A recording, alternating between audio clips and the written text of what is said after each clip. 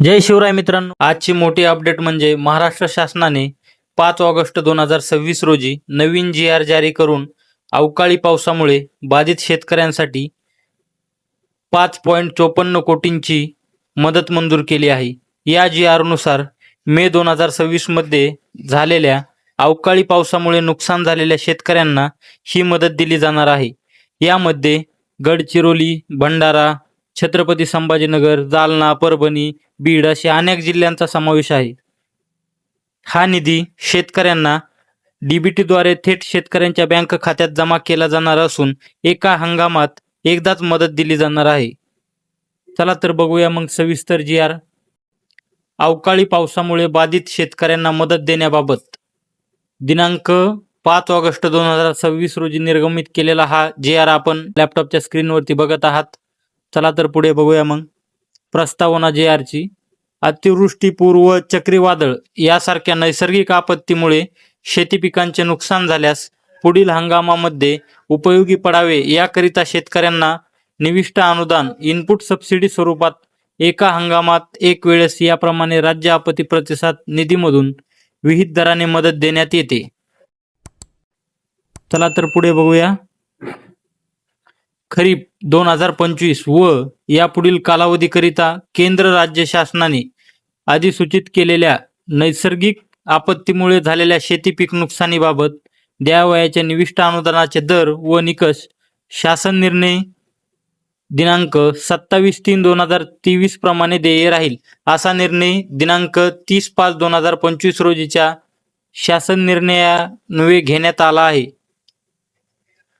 शासन निर्णय मे 2026 या कालावधीत राज्यात विविध जिल्ह्यांत अवकाळी पाऊस यामुळे शेती पिकांच्या नुकसानीसाठी शेतकऱ्यांना मदत देण्याकरिता क्रमांक 2 येथील शासन निर्णयान्वये निश्चित केलेल्या दरानुसार रुपये 5,54,34,000 रुपये इतका निधी वितरित करण्यास शासनाची मंजुरी देण्यात येत आहे.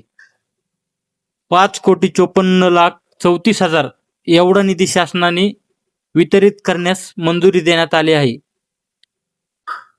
या शासन निर्णयासोबतच जोडलेल्या प्रपत्रात दर्शवल्याप्रमाणे उपलब्ध तरतुदीमधून अथवा आवश्यकतेनुसार पुनर्विनियोजनाद्वारे तरतूद उपलब्ध करून घेऊन कार्यासन मदत 3 यांनी हा निधी वितरित करावा. चला तर बघूया आपण मग चालू हंगामामध्ये यापूर्वी शेतपिकांच्या नुकसानीकरिता वितरित करण्यात आलेल्या मदत निधीच्या या प्रस्तावाता अंतर्गत मागणी करण्यात आलेल्या निधीचा समावेश नाही याची दक्षता घ्यावी. कोणत्याही लाभार्थ्याला मदत देताना द्विरुक्ती होणार नाही याची तहसीलदार यांनी व जिल्हाधिकारी कार्यालयाने कटाक्षाने काळजी घ्यावी. असेच अनेक अटी त्या जी.आर. मध्ये यांनी घातलेल्या आहेत. तरी आपण बघूया.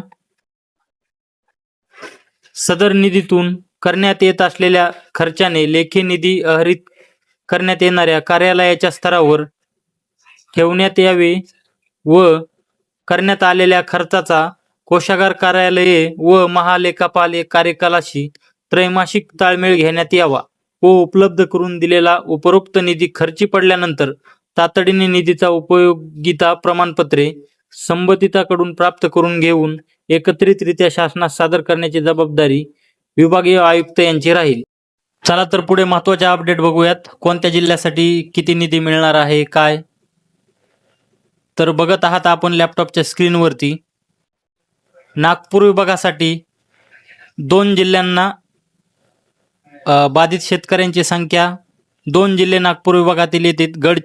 गडचिरोलीमध्ये बाधित शेतकऱ्यांची संख्या आहे 204 व त्यांना एकूण निधी मिळणार आहे 17,85,000 एवढा. व दुसरा जिल्हा आहे नागपूर विभागामधील भंडारा, तर तेथील बाधित शेतकऱ्यांची संख्या आहे 6,646 एवढी बाधित शेतकऱ्यांची संख्या आहे. त्यांना एकूण निधी मिळणार आहे 376 लक्ष एवढा. नागपूर विभागासाठी एकूण बाधित शेतकऱ्यांची संख्या 6,850 एवढी आहे. तर दुसरा विभाग छत्रपती संभाजीनगर या जिल्ह्यासाठी 171 एवढे बाधित शेतकऱ्यांची संख्या आहे. व 76 हेक्टर एवढे बाधित क्षेत्र आहे आणि त्यांना एकूण निधी 14 लक्ष एवढा मिळणार आहे. तसेच जालना या जिल्ह्यासाठी 383 बाधित शेतकऱ्यांची संख्या, 250 हेक्टर एवढी बाधित जमीन आणि 55 लाख एवढा निधी वितरित करण्यात जालना जिल्ह्यासाठी येणार आहे. तसेच परभणीसाठी 284 बाधित शेतकऱ्यांची संख्या व 159 हेक्टर एवढे बाधित क्षेत्र, त्यांना एकूण 35 लक्ष एवढा निधी मिळणार आहे.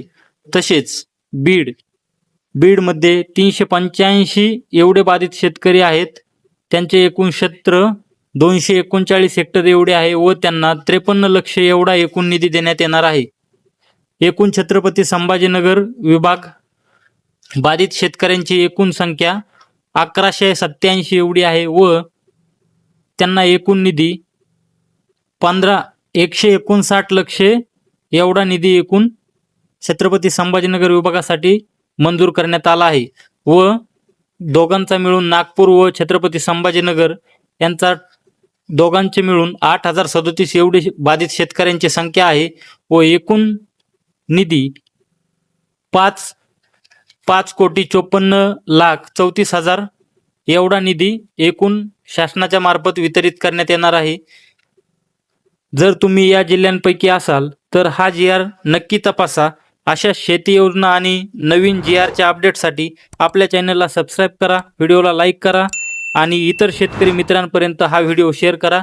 धन्यवाद. भेटूया अशाच नवीन अपडेटसह पुढील व्हिडिओमध्ये. तोपर्यंत इथेच थांबूया.